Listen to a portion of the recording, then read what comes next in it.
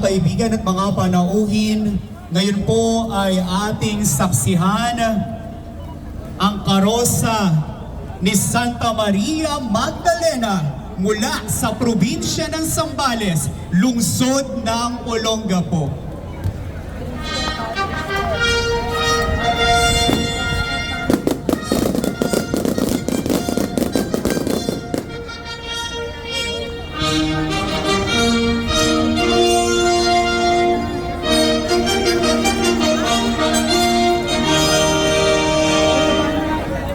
Debosyon kay Santa Maria Magdalena sa lungsod ng Olongapo ay pinasimulan ng mga Caviteño mula sa bayan ng Kawit, Cavite.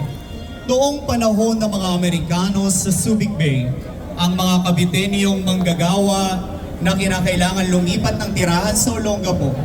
Gayon din ang kanilang mga pamilya ang siyang nagbaon ng kanilang matimyas na pamimintuho kay Santa Maria Magdalena. Sa kanilang pagbabagong lugar, ay hindi maiwasang baunin din nila ang kanilang mahal na patrona, ang lakambini ng revolusyonaryong Caviteño at ang paraluman at patrona ng Cavite Alveo. Taon-taon at walang patid ay pinagdiriwang ng parokya ang kapistahan ni Santa Maria Magdalena. Magmula pa nang ito ay tinatag noong taong 1993. Sa kasalukuyan ay pinagdiriwang ang kapistahan ni Santa Maria Magdalena sa parokya ng San Lorenzo Ruiz tuwing Sabado matapos ang kaniyang liturhikal na kapistahan. Pagkatapos ng pagdiriwang ng banal na misa ay inililibot ang imahe ni Santa Maria Magdalena dulan ng isang andas habang sinasayaw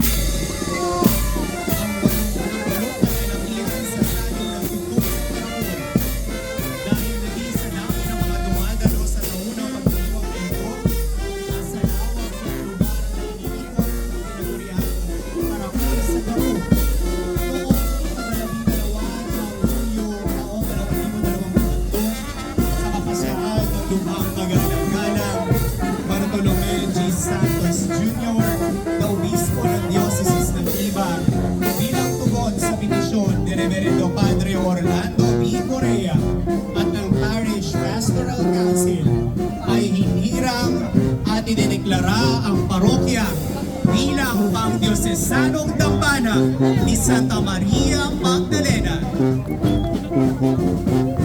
Santa Maria Magdalena ng Olongapo City, Zambales, ipanalangin mo kami. Kasama po ang delegasyon ng mga deboto mula pa po sa probinsya ng Zambales sa lungsod ng Olongapo.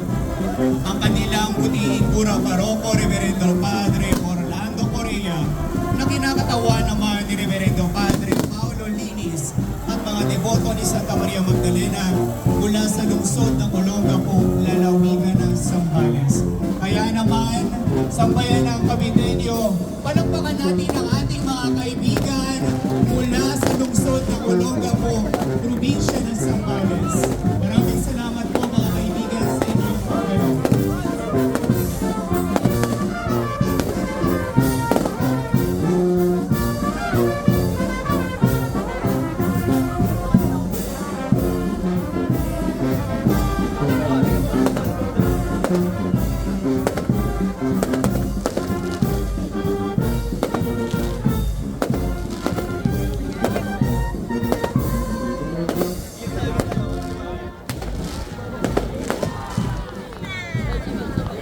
Ating pong pasama-samang palakpakan ang delegasyon